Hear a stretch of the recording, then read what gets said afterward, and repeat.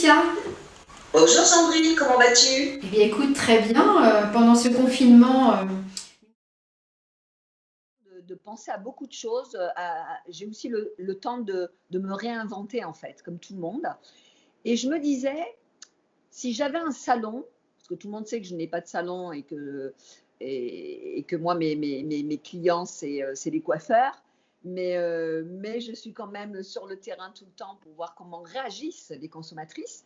Eh bien, si j'ai un salon, ce que je ferais, c'est que d'abord, que ce soit un salon qui prenne sur rendez-vous ou des salons qui travaillent sans rendez-vous. J'ai par exemple moi un salon pas très loin de chez moi qui s'appelle le sans rendez-vous. Eh bien moi, je conseillerais plutôt de prendre des rendez-vous, c'est-à-dire que les clients doivent prendre rendez-vous avec leur coiffeur. Ensuite, qu'est-ce qui est le plus désagréable en ce moment pour les femmes? Ce sont les racines, n'est-ce pas? Tout à fait. Donc, la première chose, c'est peut-être pendant 15 jours, les 15 premiers jours d'ouverture, on ne fait que faire des couleurs, des couleurs, des couleurs, des couleurs, des couleurs. De la couleur ensuite, une fois qu'on a toutes nos clientes sont colorées, on passe à tout ce qui est tie and dye, balayage, etc. Et une fois que tout ça c'est terminé aussi, là, les clientes reviennent pour prendre rendez-vous que pour leur coupe. Les coupes, les brushing, coupe brushing, coupe brushing.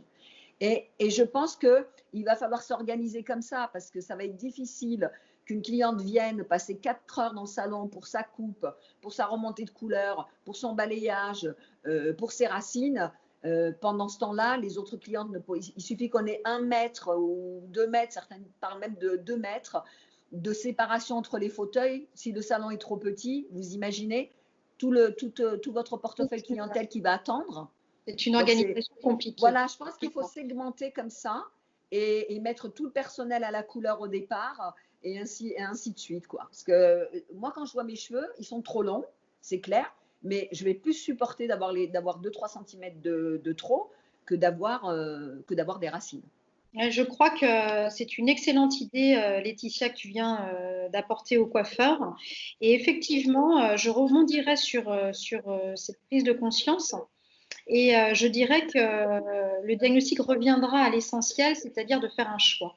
Effectivement, entre la couleur, la Ouais, coupe, le besoin consommateur, l'urgence. de façon à sectoriser et justement à planifier à l'avance de revenir voir son coiffeur, peut-être à 1 semaine d'intervalle, à 2 semaines d'intervalle, et de faire les choses régulièrement de façon à faire soit la coupe, la couleur la semaine d'après, un entretien, un glow et le balayage. Effectivement, on va peut-être retrouver de la fidélisation de la part de notre cliente.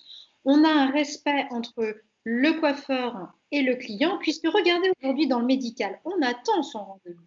Eh bien, pourquoi chez nous, on veut tout de suite? Eh bien, remettons du sens, prenons le temps d'étudier Exactement. chaque humain, justement, dans son besoin fondamental, et de l'amener, c'est à nous d'éduquer nos clients de demain. Donc, Exactement. ça s'impose à nous, donc ça va être dans l'hygiène, ça va être dans l'accueil, on va recevoir peut-être moins de monde, mais peut-être plus qualitatif. Donc je trouve que il faut profiter de ce temps pour revoir la coiffure de demain. Exactement. C'est pour ça que on dit toujours d'ailleurs que dans une épreuve, il y a toujours un bien. Il y a du Et je pense il faut positiver, il faut se dire que ce bien, justement, il va falloir se réinventer. Et exactement. on a 2 mois au total, si vraiment on sort de ce confinement le 11 et que le business repart à partir du 11 mai, on aura eu le temps de se poser et de réfléchir à comment faire évoluer aussi ce métier, quels sont les vrais besoins aujourd'hui des femmes. Et aussi peut-être, moi je préparerais déjà le planning 2 semaines avant l'ouverture des salons. Euh, Pourquoi pas mettre sur les réseaux sociaux, voilà, appelez-nous pour commencer déjà à planifier, à commencer à faire des plannings, que les premières clientes qui appellent soient Logique. les premières servies. Oui, puisque visiblement on reprend le 11 mai. Soyons quand même, je dirais, Anticipons. dans la sécurité de cette reprise. Exactement. Peut-être planifier vos rendez-vous à partir du 20 pour être sûr et gardez-vous la première semaine du 11 au 20 pour peut-être pas lié à une forte demande, un afflux peut-être aussi, puisqu'il y aura du sans rendez-vous, puisque ça va prendre du temps, cette éducation de la Exactement. clientèle.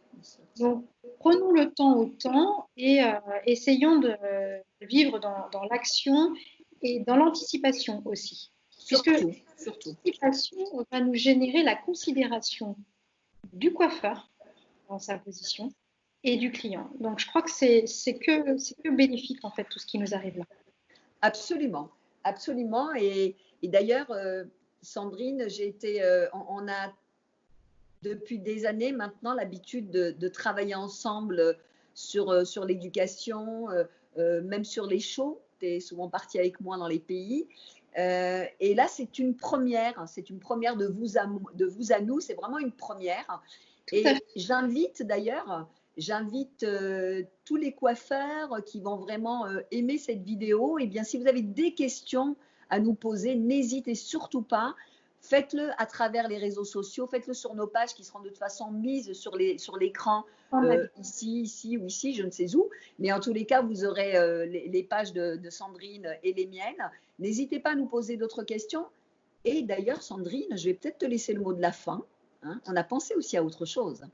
Exactement. Alors, effectivement, moi aussi, Laetitia, c'était un pur bonheur de répondre à toutes vos questions, même s'il y en aura encore d'autres, on en a répondu à quelques-unes et n'hésitez vraiment pas à nous en communiquer d'autres. On a hâte de vous retrouver lors d'une prochaine séance et surtout, j'espère que cette interview vous aura plu puisqu'on a une surprise. On aimerait inviter un coiffeur lors d'une prochaine séance. Donc, ce serait vraiment une volonté de toutes les deux, puisqu'on s'aperçoit que ce partage sous thème d'une conférence, on peut l'appeler comme ça, permet d'avoir des perceptions différentes. Et je crois que les perceptions des experts peuvent aider tout le monde, en tous les cas aider la profession à sortir de ce confinement. Alors, je vous dis, restez bien confinés en attendant. Restez bien confinés et surtout, je voudrais aussi dire une chose, c'est qu'on est tous un enseignement les uns pour les autres et que ce métier, c'est peut-être le seul métier d'ailleurs au monde où on reste des éternels apprentis. On apprend tout le temps. Et c'est en donnant justement qu'on reçoit. Et effectivement, la prochaine vidéo, on va réfléchir à qui inviter. Si vous avez des idées, n'hésitez pas aussi à nous les soumettre en disant Laetitia, voilà, ou Sandrine, on aimerait bien avoir tel ou tel coiffeur. Nous, on fera le travail derrière pour essayer de l'avoir aussi, qui prenne un peu de son temps pour partager toutes les questions que vous aurez à lui poser. Et pourquoi pas aussi parler de business, pas spécialement que de cheveux, de comment développer des services, etc. etc. Voilà, on reste à votre disposition et on était ravis d'échanger et de partager avec vous notre vision de la coiffure de demain. Sandrine, je te dis à très bientôt. À bientôt. Et merci, Laetitia. On vous aime, les coiffeurs. Bye bye. Au revoir.